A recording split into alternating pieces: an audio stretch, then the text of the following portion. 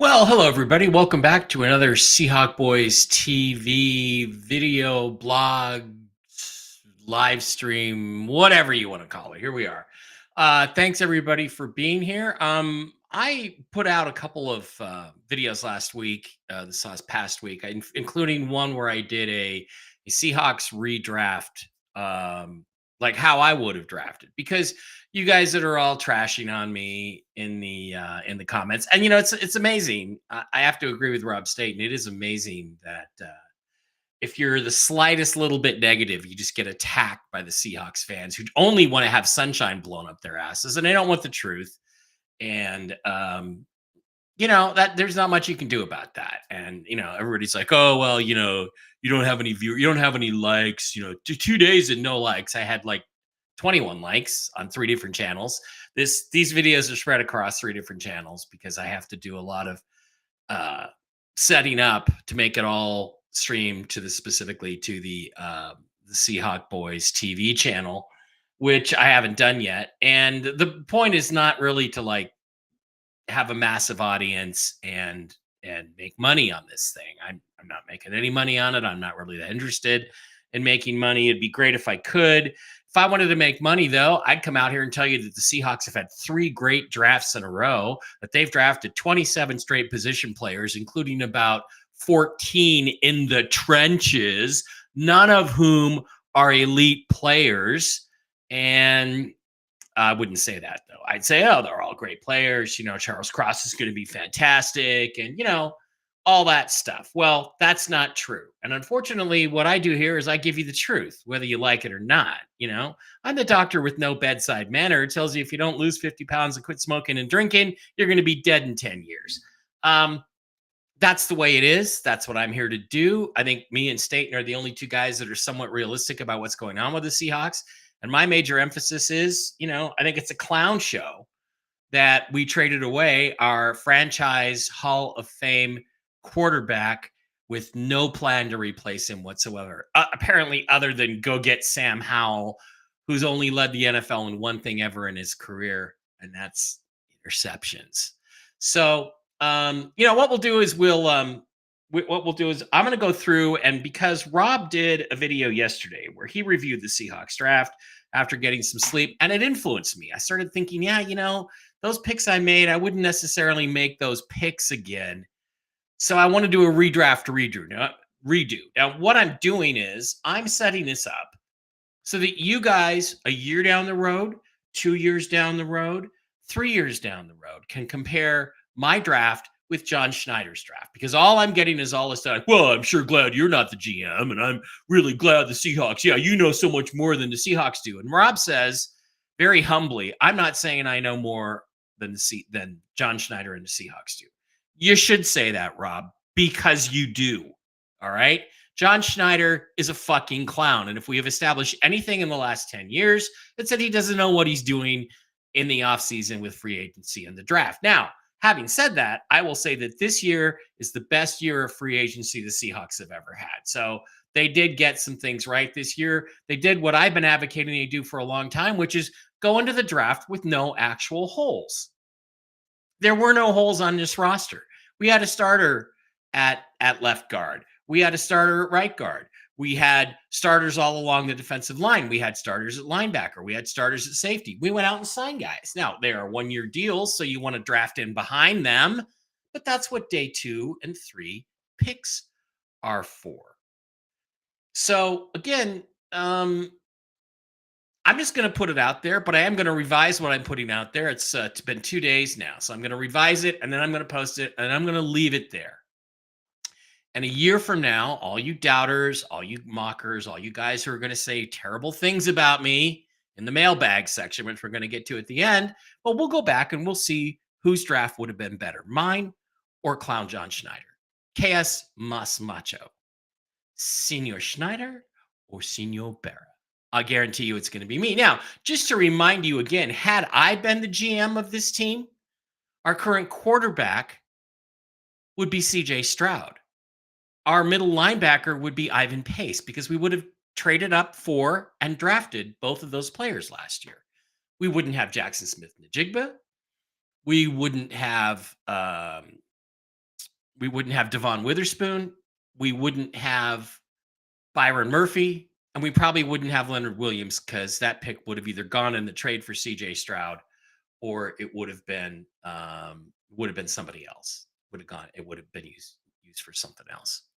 It would not have been used to bring in a 30-year-old player on a team that clearly wasn't good enough to contend. Now, having said that, with CJ Stroud as our quarterback, we might have been good enough to contend last year. So this is where we're at. So we're going to go back and we're going to redo the redraft redo, and that's going to be the permanent one that's going to stay up. And then we're going to, just sort of do a little bit of a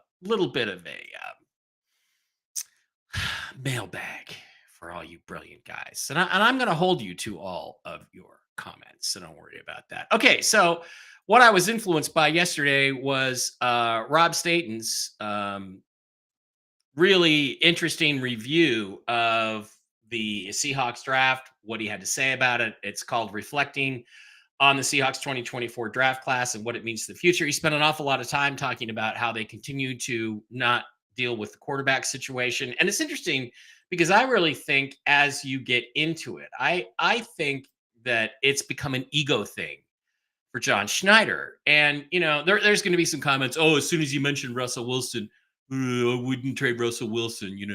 I was out of here. Well, okay, bye. What I said was, if I had been forced to make a choice in 2022 between Russell Wilson and Pete Carroll, Pete would have been fired. I wanted to fire Pete since December of 2020, when with a 20-3 lead, it's 4th and 1 on the Redskins' 49-yard line. Chris Carson has averaged 5 yards a carry in that game, and Pete Carroll fucking punts. That's when I first wanted to fire Pete Carroll, and I started to hashtag fire Pete Carroll. I think we now need a hashtag fire John Schneider.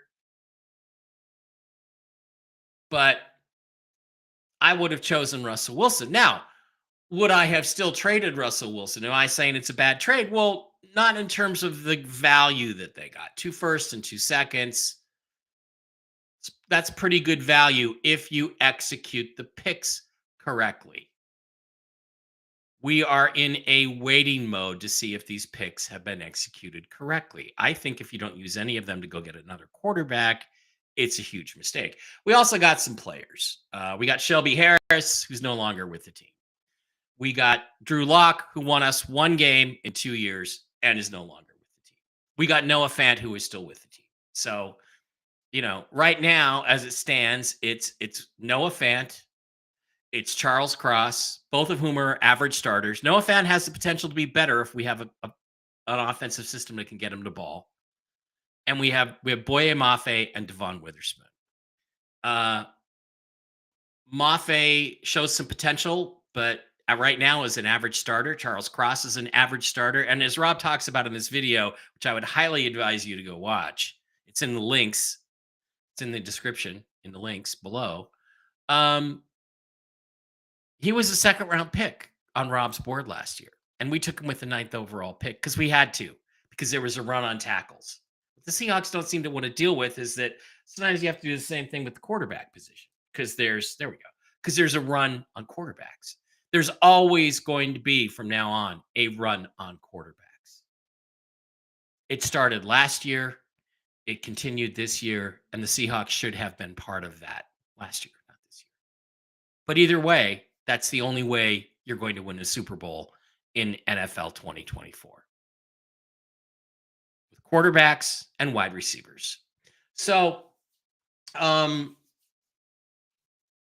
I think you should go over there. And one of the really interesting things he said is just the value of these players. Now, would I have traded Russell Wilson? Well, no, I would have taken Russ's side and fired Pete because it was time to fire Pete. And I was 2 years ahead of the curve on that. So you guys can criticize me all you want, but go to at Mike Barra 333 on Twitter X. That account wasn't active in 2020 because of all the censorship and banning. But I was on the get rid of Pete Carroll thing way before Seahawks retard Nelson or Dan Veens or Hawk Blogger or Field Goals, who are a bunch of twats, were ever even on it. Okay. And Rob, to his credit, was about 6 months to a year behind me, saying Pete Carroll's the problem. Pete Carroll is the problem on the field. The problem in the front office, as we now know, is John Schneider. We had hoped it was Pete Carroll, but it appears to be John Schneider. Now, I will say this. Like I said, I think that they handled free agency really well, which is that you fill all your holes with NFL level players. Every year there's guys out there that probably would play for the minimum or $2 million or really cheap deals. And that's what you should do. And then you can use the draft to add to your strengths. Okay. So, one of the things Rob's really enthusiastic about is Byron Murphy. What a great player he is, yada yada yada. And he says, I'm not saying he's as good as Aaron Donald. So again, let's go back and let's flip over to Seahawk boy Mike Barra over on Twitter X, which is my Seahawks only Twitter account, and take a look at how I would have redrafted. Now, this is the final redraft review, and I'm not going to change off this. I would not have taken Byron Murphy. We already have Draymond Jones. We already have Jaron Reed. We already have Leonard Williams, who we invested. We invested a second round pick, and what kind of how much salary did we invest in Leonard Williams? Let's go back and look at it. Yeah, Leonard Williams. It doesn't having some issues over here. Well, I guess we'll just go back to the cap calculator. Leonard Williams, I want to take a look at his full contract. We've invested about $20 million a year over the next 2 or 3 years for him. His cap number this year is $10,400,000. So it's weird. It's having some issues. I wanted to click on this and get his current contract, because usually it gives his history, but it just doesn't show anything when I do that. Contracts table. Let's see if we can go. Let's go interior defensive line. Come on.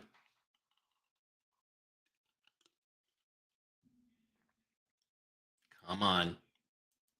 Maybe we can open the link. Nope, it's not working. It's just not working. Okay, close that.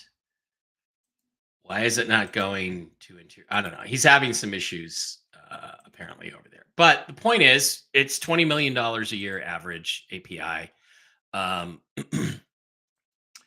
For Leonard Williams. So we spent an incredible amount of money and a second round pick on a 30-year-old player who frankly isn't that great. So I do think defensive line was one of the areas in which we would like and need to improve. And it just so happens that's one of the depth areas between 16 and 40 where there were a lot of good defensive linemen. I liked Chris Jenkins a lot. I liked Ruka Rohoro a lot.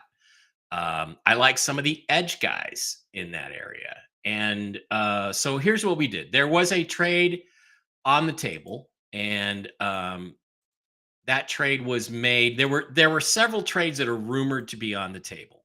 Okay. However, you can't verify any of those. The only trade that we know for sure that was on the table, there's rumors that the Eagles and the Dolphins were trying to trade up to 16. We don't know what they offered. If they offered a second round pick and Schneider turned him down, John Schneider is an idiot. Bigger idiot than I think he is. Bigger clown. However, we do know there was a trade that was made. Minnesota came up from 23 to get to 17. They wanted to get to 16 because they wanted to take Dallas Turner, who I might have preferred to Byron Murphy anyway, simply because I think pass rushers that can get sacks are far more important position players in the trenches than defensive tackles are. 34 defensive tackles, 3 techniques. Oh, it's a hard thing to find, Rob says. Okay, that's great. I agree with that. But again, unless Byron Murphy is the second coming of Fletcher Cox or Aaron Donald, I don't think he's worth taking at 14, 15, 16, because we just didn't need him that bad. We had 3 starters. We had 3 solid NFL starters. are ready to play those positions. And Jonathan Hankins behind him, and Miles Adams, and some other players, Mike Morris that we had drafted last year. Why don't we find out if those guys are any good? So anyway, the trade that was made was that the Vikings traded 23 and 167. That's a fifth round pick, and a 2025 third and fourth round selections to get up to 17. I am taking that deal. I'm moving back to 23. I'm picking up 167, and I'm adding a third and fourth round pick in 2025, meaning I've got a first, a second, two thirds, and two fourths in 2025 if I want to move up or down the board. That's valuable. And to me, at 23, the guys we're looking at are, all pretty much the same as the guys we're going to look at up to about 40. Tavondre Sweat is a guy we could have taken. Frankly, I like Sweat better than I liked Byron Murphy when the Huskies played them. He's like, oh, this guy's a total homer. He's basing everything on a Husky game. Well, that's the game when I watched them the closest. Okay. I don't sit around and study film. I listen to other people who do and look at what they say, and then I go check out those players and decide whether I think they can play or not. Okay, so back to the draft. So in this draft, I trade down to 123, to first round, 23rd pick, and I take Ruka Rohoro. Why? Because he got the most sacks out of those guys. I would have also taken Tavondre Sweat here. I would have also taken Chris Jenkins here and Ruka Rohoro. Those are guys I liked. So what I'm doing is adding another guy into the rotational interior defensive line who's about 6'4", 294. But the difference is that he can really rush the passer, and nobody says Byron Murphy does that. If, in fact, Mike McDonald said, what I really want is a big backstop against the run, then the pick is Tavondre Sweat. Oh, that's a reach because of his character. I don't care about character as a GM. I don't care about that. As long as it's football character. As long as he has football character, that's what I care about. In other words, if it's something that happened outside of the football context, I don't care. If he says, I'm over it, I'm fixed, I'm not doing it again, I'll trust the guy. Sweat made more of an impact, in my mind, was harder to deal with for that Washington offensive line in the game that I saw. But I picked Rohoro because he got 5 sacks last year, and Murphy had 1 or 2. All right, so then we slide down to pick 381. Third round for pick 81 overall. Seahawks take Christian Haynes. There were some other players there that I liked. Zach Zinter is one of them, but I'm going to say, okay, in this case, I'm going to trust my scouts or whoever. And everybody since then, including Rob Staten, who I like a lot, says Haynes is going to be a really good, crushing, road grading kind of offensive lineman. So fine. I've traded out of Byron Murphy. I've picked up 167 this year and 2 picks next year, third and fourth. Got Ruka Rohoro, who I think is probably 85% of what Byron Murphy is in terms of interior pass rush. He's probably better. So those 2 picks are really important. And here's the problem that I have mostly with Byron Murphy. How does he make the Seahawks better? Because as I look at their salary cap, they're probably going to have to move off of either Draymond Jones or Jaron Reed or both to make enough room to sign their draft picks. So in that case, unless he's the second coming of Fletcher Cox or Aaron Donald, it's a wash. We're not any better. Because I think those guys could be better players. I've said before, I think this defense the last 2 or 3 years has been less than the sum of its parts. What I'm saying is the shitty coaching staff of Pete Carroll and Clint Hurt and Ken Norton before him are the reason the Seahawks defense, especially their run defense, was so bad. And I will say Draymond Jones took to Twitter and said the same thing.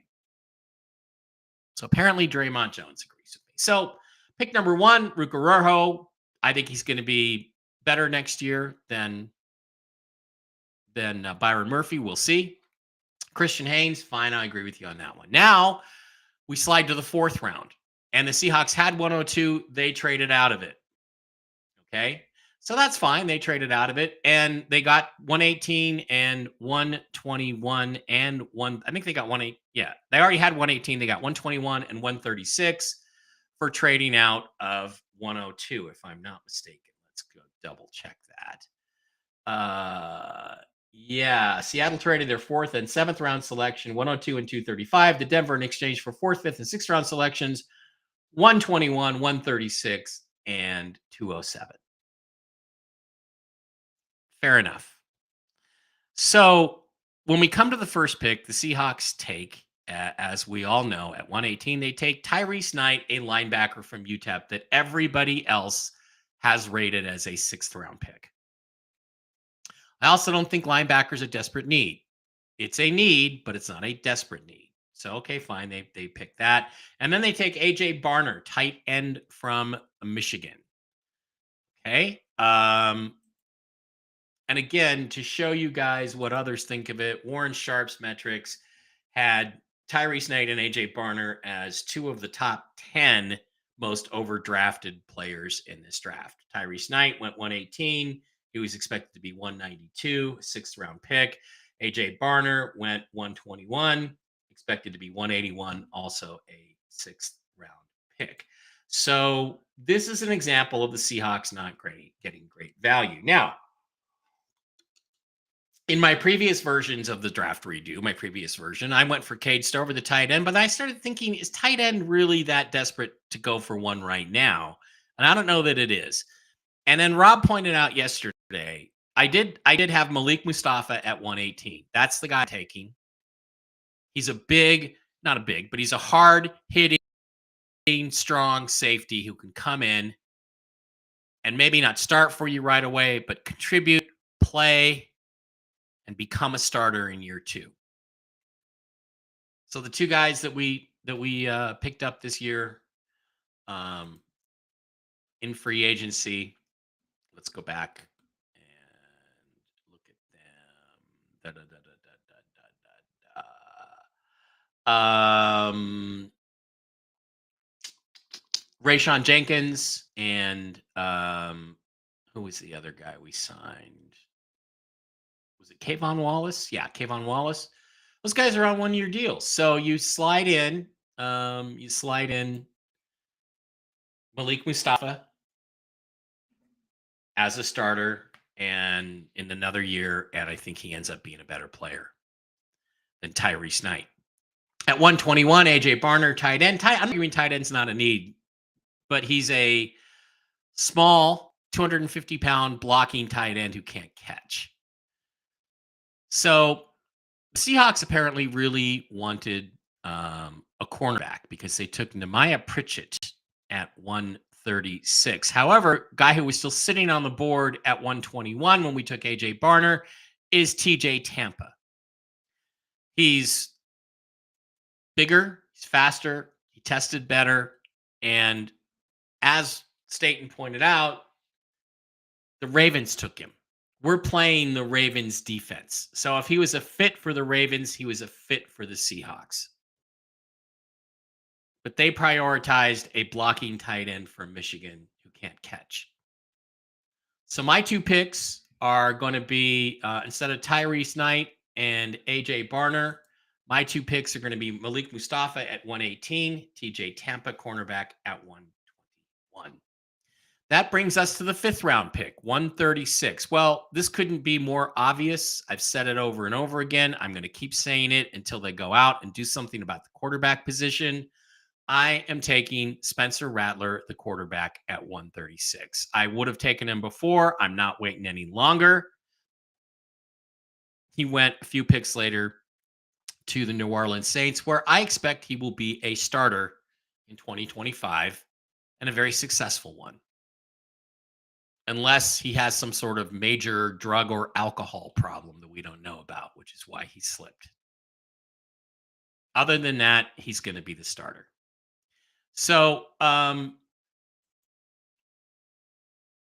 167, the fifth round pick that we picked up in the trade. I should have a little star there next to that trade, next to that for a trade. Then we can take Tyrese Knight. You know why? Because according to everybody, he's still going to be there. 167. Let's look at the consensus big board over at the mock draft database. And let's look at the linebackers. And let's see, Peyton Wilson, Edgerrin Cooper, Junior Colson, Jeremiah Trotter, Tommy Eichenberg I really liked. But where did they expect Tyrese Knight to go? 189 in the 6th round. So I'm suspecting that he's still there at 167 and I'm taking him. Now, we get to pick 179. We need a tight end. Who do I like? I like Tanner McLaughlin out of Arizona. Arizona State, Arizona. Tight end who can run downfield and catch the ball. Tested much better athletically than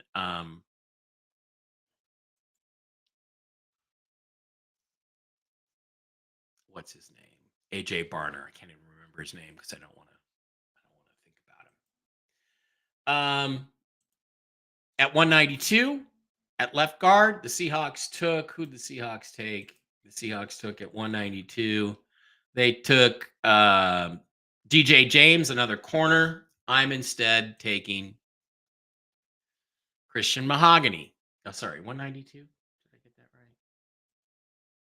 Yeah, they took DJ James. I'm taking Christian Mahogany. Why am I taking him over the other guard, Satoa Luamea or Michael Jarrell, the offensive tackle from Findlay? Because he can play left guard. Because Tanner McLaughlin has played left, or Christian Mahogany has played left guard. And a lot of people had him rated as high as a 3rd round pick. So I think he's a much better value there. Now, in the 7th round, the 207th pick, the one where I swapped picks in the 7th round and moved up, 24 spots? I'm taking Brendan Rice, the wide receiver kick returner from USC.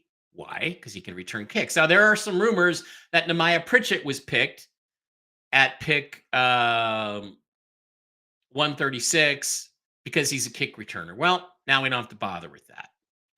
So everybody's saying, oh, well, these corners, they fit what Mike McDonald wants to do.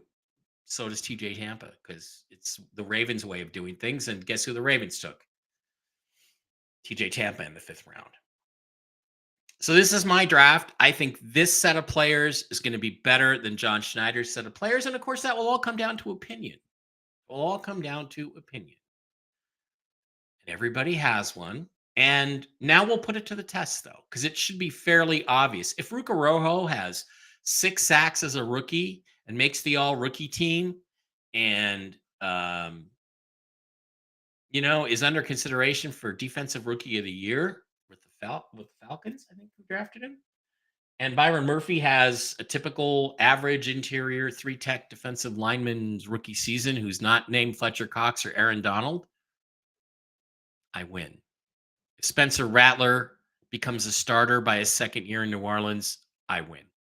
If Malik Mustafa is a one-man wrecking crew out there and destroys Seahawks receivers, I win. So there are going to be tangible ways to evaluate this.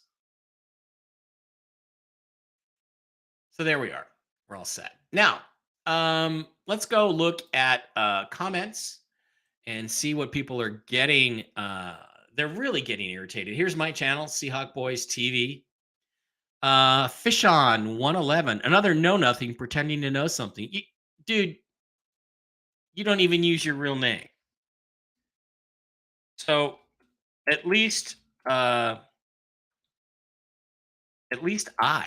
am out here under my real name. I'm a well-known public person. I'm on TV. I'm probably on your TV right now, being paid to give my opinion on stuff. You don't even use your real name. So, yeah, thanks a lot. Thanks for the input. Sean Beeler, 7184, at least your real name. Wow, I guess they let everyone have a bad opinion. That being said, I wasn't completely happy either, but we didn't have draft capital. Yeah, but as I just pointed out, we could have done more with the draft capital we had. So we could have done more with draft capital had, including taking that trade from the Vikings, which would have made us look a lot, would have made things look a lot better. Okay, now let's slide over. Now, again, I've got this spread out across 2 or 3 different channels. So let's go look at the comments on the other channels. Here we go. Here's the comments over on Mike Barra 333. Should we maximize that as much as we can? There we go. It's still hard to see, isn't it? How about that? That's a little better. Um,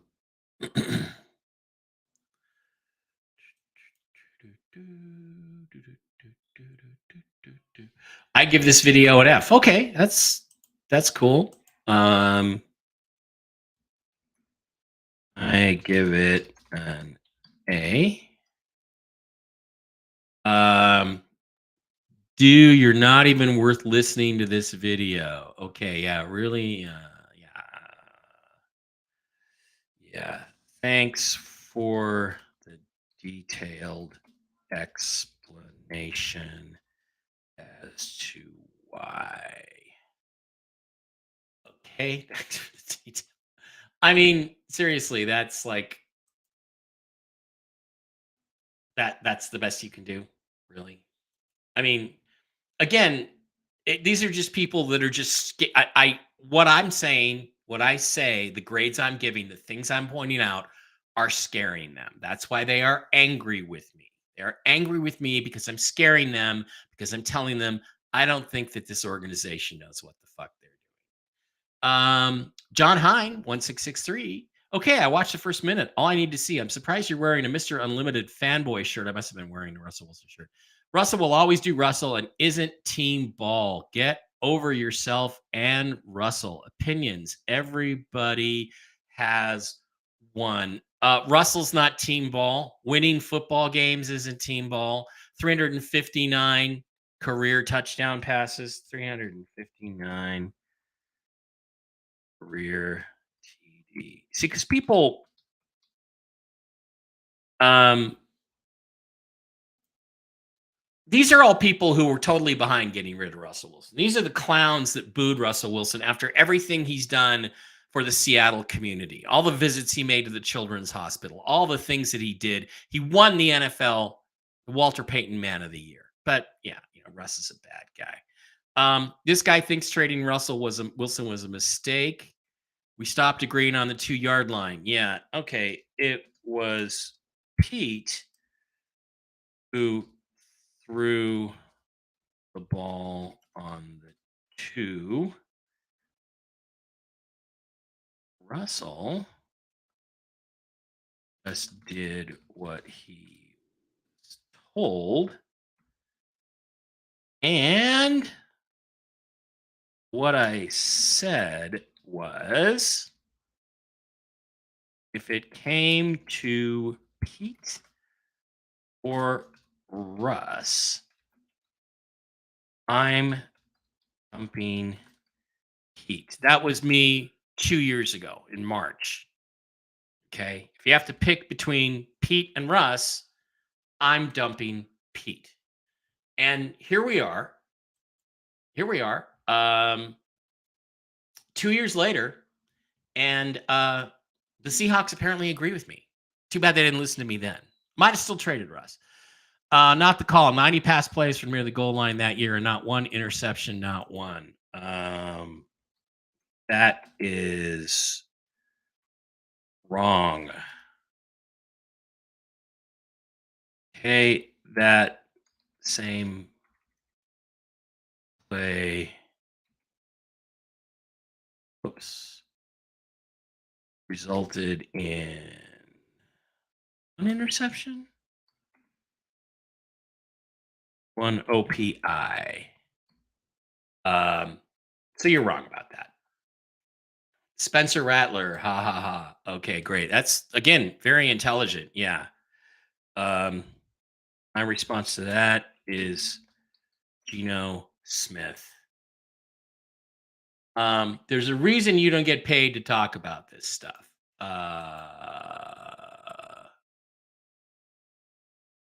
Yeah. Thanks for the detail. What? There's a reason you don't get paid to talk about this stuff. Yeah, and that is again. This is all fear. This is all right. Sure, we'll come back to this by September. Yeah, can't wait. By the way, one good rookie season from Byron Murphy doesn't matter if the guy ends up being dead. Bruh, tell me you're joking, laughing my ass off. Tell me you watch Seahawks retard Nelson and Dan Beans think they know what they're talking about. A boot? Okay, that was very Canadian of me there. Draft? Are you kidding? You must not actually watch college football. Transformational player at 16 and you want them to pass? Ugh, haters, go Hawks. He said he only watched one game. No, I didn't say that. I said I was focused primarily on one game. Okay, I know enough that CJ Stroud would be our quarterback if I was in charge. There we go. Again, just hate, hate, hate. Oh, I scared you. I scared you. The Seahawks might suck at drafting. Oh, wow, clueless. No wonder I've never checked out this channel. Do you even watch college football? Reply, just the quarterbacks, and they were all better than Gino. Now that I'm just getting back in the guy's face. That's not really fair. Gino has played him much better than I thought he could, but he's not good.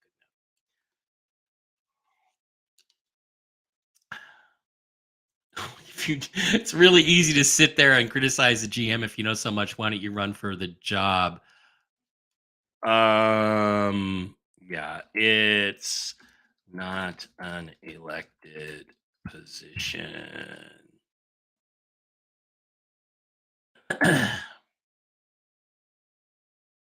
Also, CJ Stroud, which by the way, it's all in my Mike Barra 333 account on Twitter. It's all in my Mike Barra 333 account on Twitter. So I was on CJ Stroud well before the draft. I said he was the best player and the best quarterback in that draft. And you can't change that. You just can't change that. Okay, so do we have any more? Do we have any more comments? Let's go over. Let's go over to Firefox and look over at Mike Barra 3. Let's see what we have here over on Mike Barra 3. Why even do coverage if you're going to be unnecessarily pessimistic? C plus for the last two drafts, we had 3 finalists for either defensive or offensive rookie of the year. The last 2 drafts, they didn't win, by the way. Might even do it again with Murphy this year. That's not an easy thing to do. That is basically drafting 1 or 2 guys in the 95th percentile the last 2 years, not to mention a bunch of solid starters still growing into upper talent while on their rookie contract. Why did you mention the Wilson trade in the context of a bad thing when that was an amazing decision in hindsight? You probably think we should trade Metcalf too. Lama, do something else with your time because this ain't it. Yeah, how do I?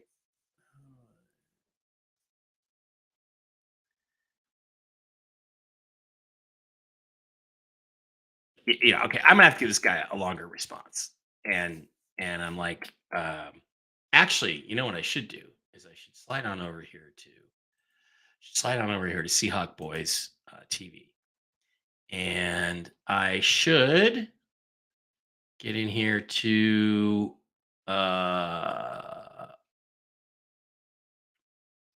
Seahawks last 2 drafts haven't been great. They just suck less than the previous 7. That's what we'll do. Slide on over. We'll just give him a link to that, and that'll speak for itself. Loogie says this guy is funny ASF. As fuck? Okay. Yeah, he's also right.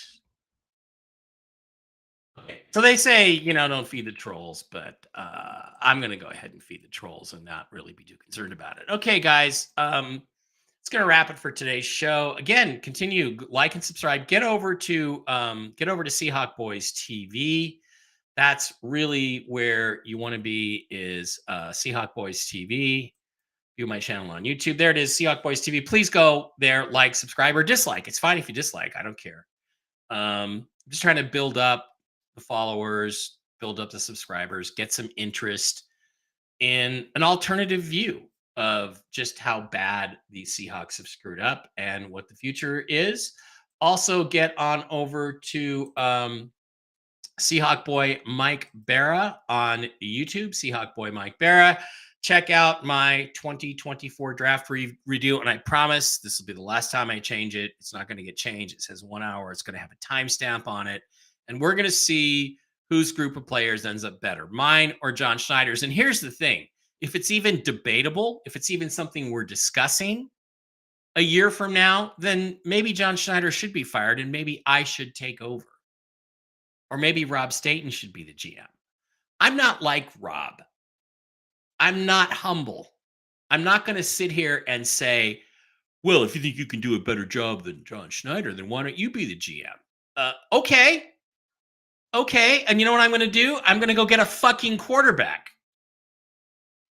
So that's the whole point, is that John Schneider is supposed to be smarter than I am. He's supposed to be millions of dollars smarter than I am. 6, 8, 10 million a year, whatever he's making. He's supposed to be smarter than I am. If he's not smarter than I am, why does he have a job working for the Seattle Seahawks? Why? So again, slide over to Seahawk Boys TV. Check it out. Become a subscriber. And even if you just want to hate on me, become a subscriber. That's awesome. That's fine. It's fine. I'll jostle with you. And in the end, we'll see who's right. I've been right about an awful lot of things in the past. So we'll just have to wait and see how it all plays out. All right, guys, that is going to do it. I would like to thank you for being here and welcome you to come on back. Next time we do a video, it's going to be quiet for a while, but as issues come up and things happen, and we're going to get into mini camps pretty soon, and let's hope that the guys we have don't get injured. But I think this is a 7-10, 8-9, 9-8, at best 10-7 football team. Even if the defense is better, even if they jump from 29th to 20th in defense or against the run, or 29th to 17th, how many games do you think that's going to win for the Seahawks next year? 1? Maybe none? Does that make up the gap between the Seahawks and the 37-3 Ravens? Does that make up the gap between the Seahawks and the 49ers, who've now beaten us, 5, 6 straight times in a row? No, the only thing that's going to change that is a star quarterback. And the only way you get a star quarterback is to take a risk on one. So unless Sam Howell really is the next Brock Purdy or Tom Brady, and yes, Brock Purdy is better than Geno Smith, we're not going to be any better this year, even with better coaching.